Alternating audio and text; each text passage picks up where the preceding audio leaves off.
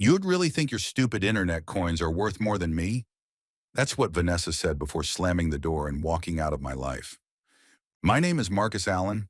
I'm 34 years old, a freelance software developer living in a one-bedroom apartment on the east side of Portland. Nothing fancy, just a quiet place with creaky floors and a leaky faucet in the kitchen I never got around to fixing.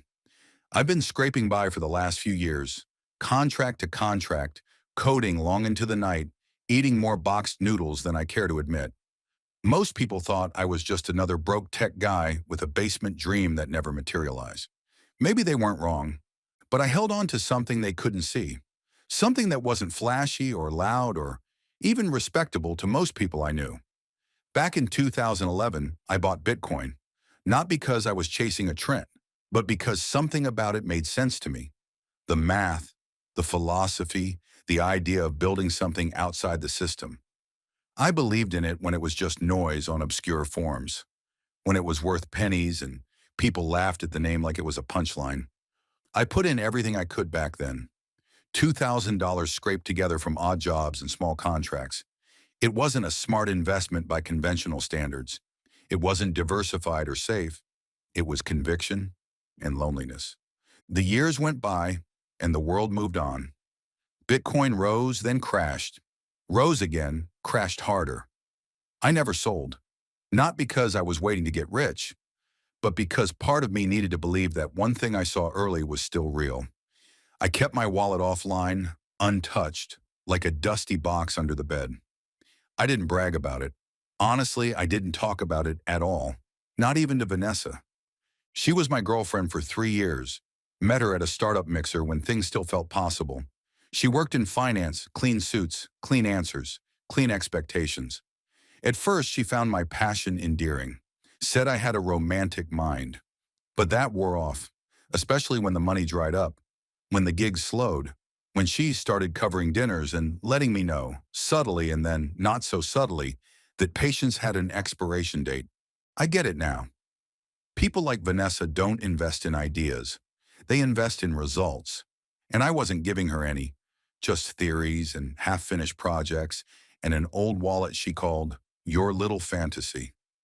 So I stayed quiet, kept building small things on the side, watching my savings disappear, wondering if maybe she was right, that I was just another fool who bet on something invisible and lost. I didn't know it yet, but the moment she walked out would be the moment everything changed.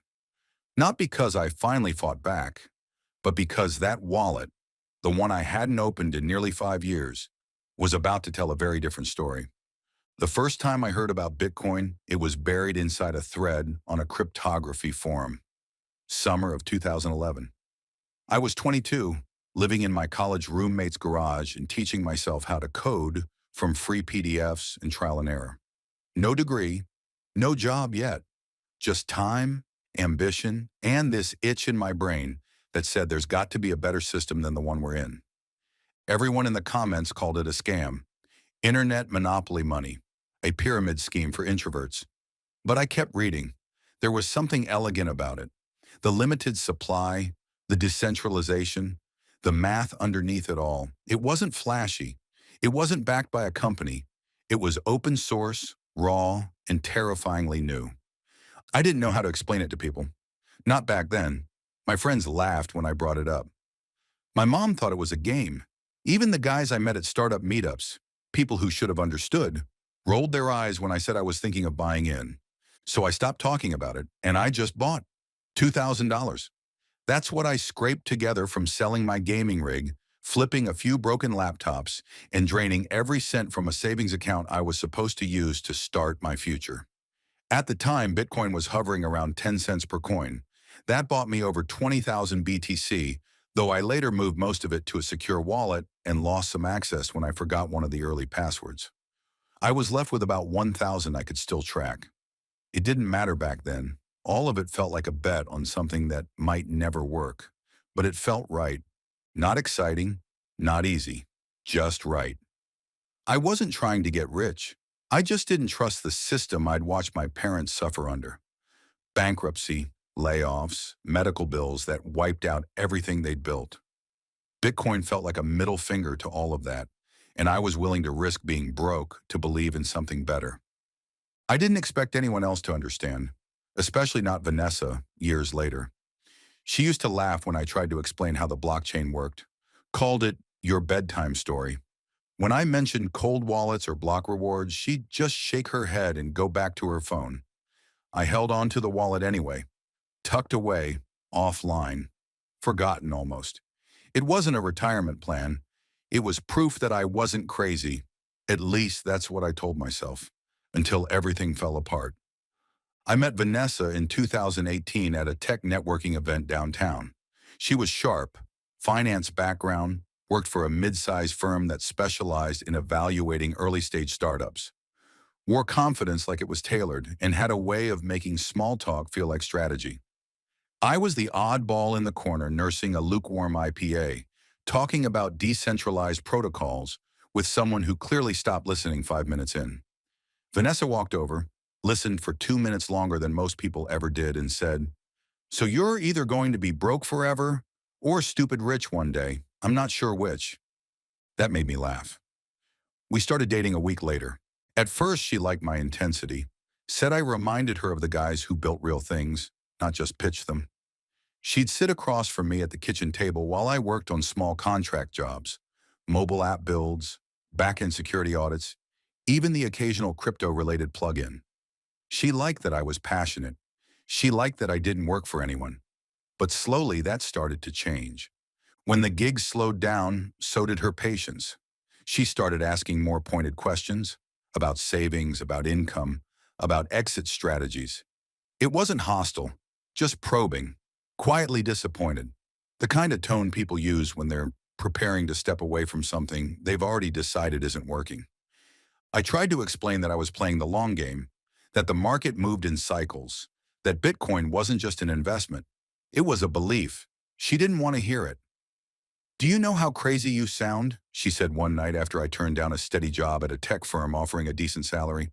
"You act like you're sitting on buried treasure, but you've got nothing to show for it." I wanted to tell her about the wallet, about what was really in it, but I didn't. Part of me didn't trust her with that information. The other part just didn't want to see her laugh again. The way she had when I once said, half joking, that Bitcoin would hit $100,000 someday. She nearly choked on her wine. I kept the wallet offline, locked away in a hard drive stored in a fireproof box under the bed. One password, no backups, no recovery email. Just me, the file, and the number I hadn't checked in years. By the time the pandemic hit, we were already drifting. She was working remote. I was barely landing contracts. Rent became a touchy subject. So did groceries. She paid more. Resented it. I offered to sell my laptop once, and she told me not to bother. It wasn't worth enough to change anything. She didn't know how wrong she was, but she would. It started like most nights. Quiet, simple. I was finishing up a small bug fix for a client's mobile app. Nothing glamorous, just steady freelance work that kept the lights on. The kitchen still smelled faintly like garlic. I'd made pasta earlier, added mushrooms and a little white wine we had left over from her birthday. We ate together. I lit a candle. She barely touched her plate. She didn't say much through dinner. I figured she'd had a long day. I offered to wash up like I always did. She nodded but didn't look up from her phone. Afterward, I brought her tea. She didn't thank me. I thought maybe she was just tired. She wasn't. When I sat beside her on the couch, she pulled her legs in, tight. Then she stood and walked toward the door. "I can't do this anymore, Marcus," she said without turning around. I stood slowly. "Do what?" "This," she said, spinning to face me. "This life, this dream. You're still clinging to Bitcoin like it's a religion, and we're out here struggling to stay afloat." "We're not drowning," I said quietly. "We're just not sprinting. Yet." She rolled her eyes hard. "You still talk like some hopeful college kid, like the world's going to reward you for believing in magic. You're 34, Marcus. You build apps for pennies. You cook, you clean, you open doors like some chivalrous knight. But love doesn't pay bills." I flinched, not because she was loud, but because it was the first time she'd ever made me feel small. "I've been trying," I said. "I take care of this place. I take care of you. Maybe not with money, but I show up. Every day." She paced in front of the window. "I didn't sign up to build a life on faith. My friends are dating investment bankers, buying homes, and I'm still splitting bills with a guy whose life savings are locked in a wallet he hasn't opened in 5 years." That's when I knew. This wasn't just frustration, it was resentment. She walked into the bedroom, came out minutes later with a duffel. No hesitation, no apology. At the door, she paused. "You really think your stupid internet coins are worth more than me?" I didn't answer. Not because I didn't know, but because she wouldn't have heard it anyway. She gave a bitter little smile. "Good luck, Marcus. I hope your fantasy keeps you warm." Then she was gone. The door shut behind her, and the room felt too still, too quiet. I stood there, the smell of garlic still hanging in the air, wondering if I'd ever be enough for someone who only measured value in dollars. That night I sat down, opened the fireproof box, and pulled out the old hard drive I hadn't touched in years. I didn't know what I was hoping for, but I was ready to find out. The fireproof box was heavier than I remembered, not physically, just in what it represented. I'd moved it from apartment to apartment over the years, always placing it in some quiet corner, always meaning to check it, but never quite ready. Life had a way of keeping me just busy enough to avoid facing it. That night after Vanessa walked out, there were no distractions left. I placed the box on the kitchen table, the same table where we used to have our Sunday morning pancakes and talk about the kind of life we'd build someday. I opened it slowly.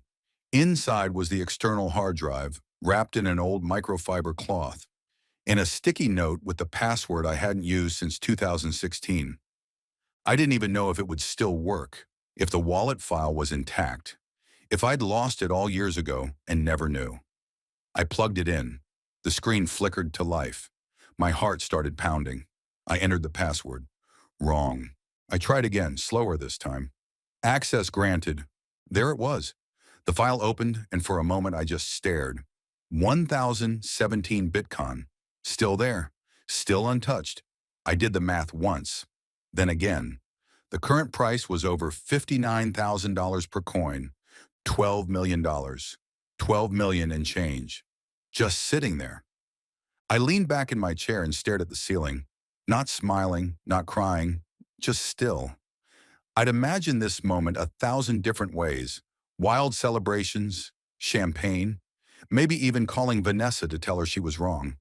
But in the quiet of that apartment, all I felt was the slow, steady wave of something colder. Not anger, not joy, just confirmation. I wasn't crazy. I wasn't a fool. I wasn't wasting my life chasing a dream. I was right. She left 48 hours too soon. If she had stayed just one more night, eaten just one more dinner, said just one more "I believe in you," everything might have been different. But that's not who she was. And maybe that's what I needed to finally see. I didn't touch the wallet that night. I backed up the file, encrypted it again, and unplugged the drive. I made no sudden moves. This wasn't the lottery. This was 10 years of belief, and I wasn't going to blow it on emotion. Let her think she left a failure behind. The truth was just beginning to wake up. I didn't touch the money right away. Didn't even convert a single coin. I just sat with the knowledge of it like holding a flame in my hands. Powerful, dangerous, warming in a way nothing had been for years. For the next 2 days, I lived like I had nothing. Walked to the corner store, paid in crumpled singles, finished the leftover groceries in the fridge, took a long, quiet shower in the apartment I no longer had to live in and didn't have to leave. But something in me had shifted. I wasn't broke anymore. I wasn't desperate, but I was still alone. And if I'm honest, that part hurt more than I expected. People think money fixes everything. It doesn't. It gives you options, sure. It gives you time, but it doesn't fill the space someone used to stand in. And it doesn't erase the last thing they said to you. "I hope your fantasy keeps you warm." The words stuck, not because they were cruel, but because they were real, at least to her. She really thought she was walking away from a failure, a man with nothing but dreams and delusions. That's what made it cut deeper. She hadn't just stopped loving me. She'd stopped seeing me, so I took the weekend to breathe, to think. I made a list, not of what I'd buy, but of what I wouldn't do. I wouldn't blow it, I wouldn't gloat, and I wouldn't call her. Monday morning, I walked down to a quiet little office near Burnside and hired an accountant. Told him I had a long-term crypto investment I needed help with. He asked how much. When I told him, he blinked. Like, 12 million total? No, I said, 12 million right now. He didn't say much after that, just handed me a non-disclosure agreement and asked when I wanted to start. We set up a trust, liquidated just enough to cover taxes, emergency liquidity, and a modest place to live. I didn't want a flash. I wanted freedom. That afternoon, I moved into a clean, modern loft overlooking the river. Nothing too big, just light, quiet, and space to think. The landlord handed me the keys without a credit check. I paid 6 months in advance. That night, I cooked dinner for myself. Same pasta I made the night Vanessa left. Poured a glass of red. Ate alone. No noise. No tension. Just peace. And in that stillness, I realized something. Vanessa didn't leave because I was broke. She left because she couldn't see past the moment. Couldn't sit in uncertainty without needing to feel above it. And now that I was finally above it, I didn't need to look back. The strange part wasn't that I had the money. It was that deep down I always believed I would. Not in the get-rich-quick sense, not like a lottery ticket or a scratch-off dream, but in the quiet, almost unshakable belief that someday what I saw back then, what I felt, would turn out to be real. That I wasn't insane for betting on something invisible. That I wasn't a fool for holding on when everyone else laughed. The login changed everything, but it didn't change me. Not right away. I kept checking the wallet like I expected the number to vanish, like I'd wake up and find it was all a mistake. But the balance never blinked. It just sat there, $12.1 million, quietly climbing, coin by coin, as the market moved. I called no one, didn't post it, didn't brag. I knew exactly what would happen if I did. Old friends would come knocking. Distant cousins would crawl out of nowhere. Even Vanessa, probably. And I didn't want that. Not their praise, not their apologies, not their hands in my pockets. This was mine. And the craziest part, it had always been. While I walked to job interviews in secondhand suits, while Vanessa rolled her eyes at my little crypto thing, while we scraped through bills and split rent down to the last cent, I had been sitting on more money than either of us had ever dreamed of. But it didn't matter then. Not when I was broke. Not when she measured my worth by what I could bring home and how fast. So I let her walk. I let her say what she needed to say. I let her believe she was trading up by walking away. And then, 48 hours later, I logged into my wallet. That was the part no one talks about. The moment after the storm, when it's quiet, and you realize your life has changed, but no one knows it yet. The power in that silence. The freedom. I didn't feel the urge to scream or dance or call her to rub it in.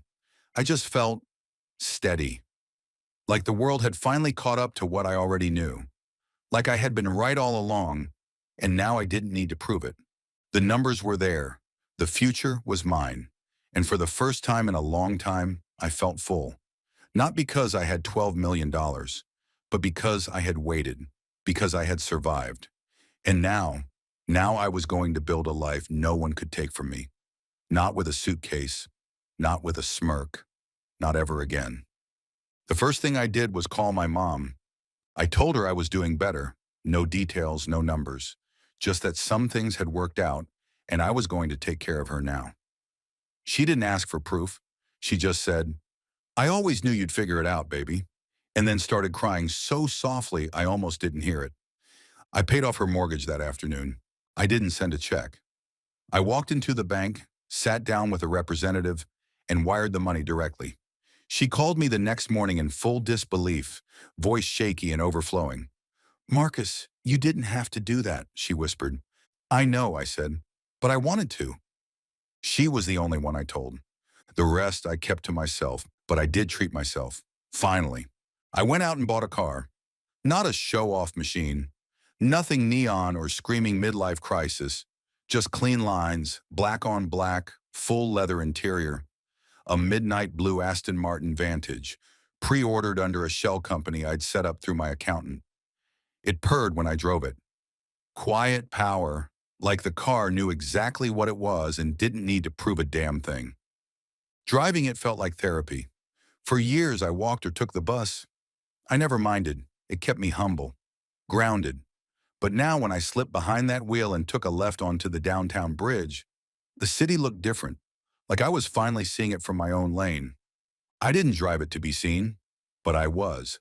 A week after I picked it up, I stopped by a local bakery my mom used to love when she visited, grabbed a loaf of fresh sourdough, some honey, and left a heavy tip for the kid at the register who looked like he hadn't eaten all day.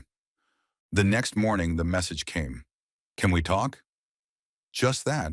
No punctuation, no explanation. Just the familiar number that I hadn't deleted. Vanessa. I didn't need to ask how she knew. Portland isn't a small town, but it's small enough. People talk. She still had friends in the area. All it would take was one of them seeing me behind the wheel, sunglasses on, window down, and the rumor mill would fire up fast. They'd say, Marcus, in that car? No way. And someone else would say, didn't Vanessa leave him a few months ago? And someone else would laugh and say, well, I guess she picked the wrong time to walk. I stared at the message for a long time, not because I didn't know what I wanted to say, but because now I had the power not to say anything at all. That night I couldn't sleep, not because of Vanessa's message. It didn't rattle me. If anything, it reminded me how far I'd come. But after I put my phone down, I lay in bed staring at the ceiling, thinking about all the things we used to talk about when the lights were off and the world felt quiet. The house, the one with the tall windows, the wraparound porch, somewhere with trees in the backyard and enough room for a garden. A place where we'd host friends, maybe start a family, maybe just build something that felt permanent in a world that rarely is. We used to talk about that house like it was a dream we were building together. Now it was just mine to build, and that thought didn't make me bitter. It made me focused. I got up, padded barefoot across the hardwood floor, and opened my laptop. It took about 30 minutes before I saw it, the one that made me sit up straight. 4 bedrooms, 3 baths, a kitchen that belonged in a magazine, tall ceilings, real wood floors, stone fireplace, and a backyard big enough to raise a dog or two. Gated neighborhood, 10 minutes from my mom, 10 minutes from the river. It didn't feel like a fantasy, it felt like the next step. I booked a private showing for 10 a.m. the next morning, clicked confirm, closed the laptop, and finally exhaled. The future we used to whisper about at midnight was still alive, but it didn't need Vanessa's voice beside mine anymore. It was always my vision too. I closed the laptop and stared at the ceiling, not with sadness, but with a strange, steady kind of hope. The future we used to talk about didn't need both of us to be real. It just needed someone willing to keep walking toward it. The next morning, I got up early, showered, threw on a clean sweater, and stepped outside to grab a coffee before the showing. And there she was, Vanessa, standing in front of my door. She looked the same, but different, like someone who had walked through a version of herself she didn't quite recognize. Hair pulled back, coat wrapped tight, eyes unsure. Hi, she said, barely above a whisper. I stopped in my tracks, a few steps down the walkway. Morning. For a second, neither of us moved. I was in the neighborhood, she said. I just thought maybe we could talk. I nodded slowly. I saw your message. She gave a soft smile, the kind people use when they're not sure what they're asking for yet. You heading somewhere? Yeah, I said gently. Going to see a house. Oh, she said. Is it something new? It's a nice place, big yard, not far from my mom. She nodded, looking down at her hands. You always wanted that. Yeah, I still do, I said. The silence that followed wasn't awkward, just final, not angry, just real. She looked up at me, eyes full of something I couldn't quite name.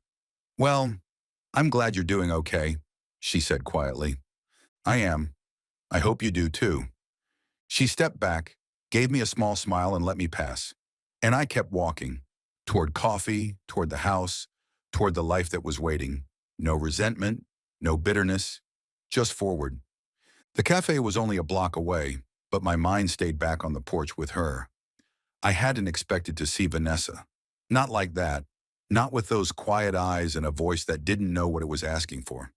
She looked like someone standing in the ruins of her own decisions, unsure of what to pick up, unsure if she had the right to pick up anything at all. I grabbed my coffee and walked home slowly, letting the morning breathe around me. No rush. My showing was in an hour. The house was better than I imagined. 4 bedrooms, wide yard, real wood trim along the walls, and a fireplace that smelled like autumn. The place felt like peace. It didn't try to impress. It just was. "I'll take it," I said to the agent.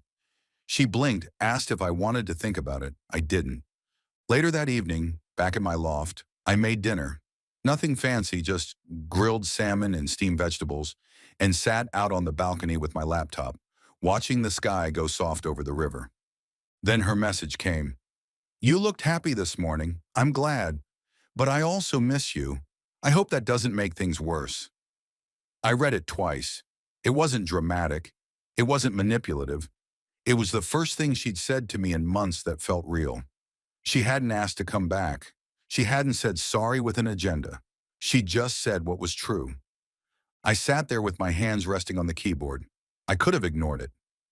That would have been easy, but silence wasn't the truth either. So I replied, "It doesn't make it worse, just complicated." Then I closed the laptop, no back and forth, no chasing closure. Just the truth, acknowledged, but not indulged. Some part of me hoped she'd respect that. Some part of me knew she wouldn't. But that wasn't my burden anymore. The house was mine now. My mom would cry when she saw it. I'd plant something in the backyard this spring. Maybe a tree. Something that grows slow, steady, and strong. Like this life I built. 2 days later, I brought my mom to see the house. She didn't know I'd already bought it. I just told her I wanted her opinion. But when we pulled into the driveway and she saw the wraparound porch and the big oak tree out front, she didn't ask any questions. Just smiled in that quiet, knowing way moms do when they already know the ending to the story. We walked through slowly. She touched everything, gently, reverently, ran her hand along the banister, stood in the kitchen with her arms crossed, like she could already see me standing at the stove. "You'll have to learn how to cook more than salmon now," she teased. I grinned. I was thinking lasagna next. The backyard took her breath away. She stood there on the patio, staring at the trees swaying in the breeze, and said, "You could raise a good life here." I plan to. We didn't talk about Vanessa, not once. My mom never liked to meddle. She didn't say, "I told you so." She didn't ask about the money. But before we left, she pulled me in for a hug. Tight, longer than usual. "You did good, Marcus," she whispered. "Real good." And I felt it. Not just pride, but something deeper. A quiet kind of arrival. When I drove her back to her place, she held my hand for a moment before she got out. "This doesn't happen to most people," she said. "Don't forget what it took to get here." "I won't," I promised. That night, alone again in the loft, I poured a glass of wine and opened my laptop. Her message was still there. Vanessa's. My response sitting quietly underneath. There was a part of me that wondered what she'd say next. Whether she'd push the door open further or leave it there. Unresolved. But no new messages had come in, and maybe that was for the best. I looked at the folder I'd created for the house. Photos, budget notes, design ideas, and found myself smiling at the simplest image of all. A fireplace, freshly lit, with nothing around it but 2 chairs and a rug. It wasn't just about proving anything anymore. Not to her. Not even to myself. It was about finally stepping into a life I didn't need to justify. One I didn't have to defend or wait for someone else to approve of. A home I'd built from nothing but time, patience, and belief in what was possible, even when no one else believed in me. Tomorrow I'd move in, and for the first time in years, I wouldn't be carrying the past with me. Moving day came with gray skies and the soft patter of rain, the kind Portland was known for. It wasn't dramatic, just steady, like the city was rinsing off the old life I was leaving behind. I didn't have much to move. A few boxes, some books, my old laptop, clothes that still fit, and the fireproof box that had once held a future no one believed in but me. I left the old couch behind. Didn't want to bring that energy into the new place. By noon, I had a mattress on the floor of the master bedroom, a coffee machine on the kitchen counter, and my speakers plugged in, playing Coltrane while I unpacked. It was quiet, but not lonely. The house breathed with me. Every corner felt open, honest, ready. I walked barefoot across the wood floors, ran my hand along the kitchen island, opened all the windows just to hear the wind. This was mine now, not because I got lucky, but because I stayed the course when everyone else folded. Around 4 p.m., I stood on the back porch sipping a fresh cup of coffee, watching the trees move. My phone buzzed inside. I didn't rush to get it. I knew who it would be. When I finally picked it up, there it was, Vanessa's name. New message. I saw the listing. You really bought it?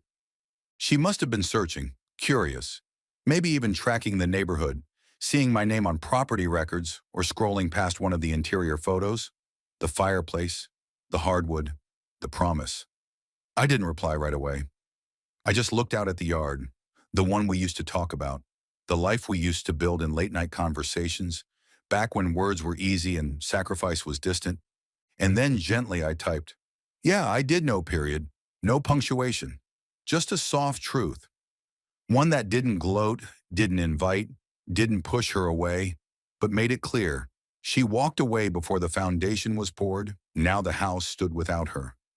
I slid the phone back into my pocket and stepped off the porch into the grass. The rain had stopped, and for the first time in years, I felt like I was exactly where I was supposed to be. No echoes, no ghosts, no noise. Just roots finally being planted. My story wasn't waiting anymore. It was unfolding. I woke up the next morning with light spilling through the tall windows, cutting across the bare floor in long golden stripes. No curtains yet, no furniture beyond the basics. But the stillness of the space felt full, not empty. I brewed coffee, barefoot again, the way I always do. Same routine, new walls.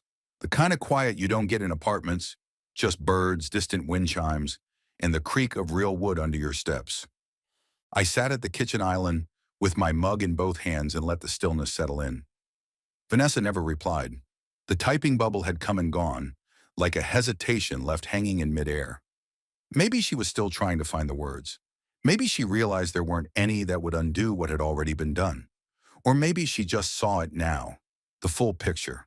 Not the money, not the house, not the car, but me. A man who'd stayed the course. A man who believed when it was hard and kept going when it got harder. And maybe she finally understood. I never needed to be saved. I just needed to be seen. I spent most of that day unpacking small things. A set of dishes I'd ordered online, a new set of sheets folded sharp and fresh. I hung a photo of my mom and me above the fireplace. She hadn't seen it yet, but I knew when she did, she'd cry again. I took breaks on the porch, sometimes just to stand and listen. You can tell a lot about a place by how it sounds when nothing's happening. That evening, I lit a fire in the fireplace for the first time. No guests, no noise, just warmth. And I sat on the floor watching the flames curl and shift like they were alive, and thought about all the nights I'd spent hoping for something like this. Something steady, something mine. It had taken years. It had cost me silence, sacrifice, and people I thought would stay. But I got here, not because of what I had, but because of what I held on to. Belief, patience, vision, and now this home, this life. It wasn't shared. It wasn't waiting for someone else to fill it. It was just mine. And for the first time in a long time, that was more than enough.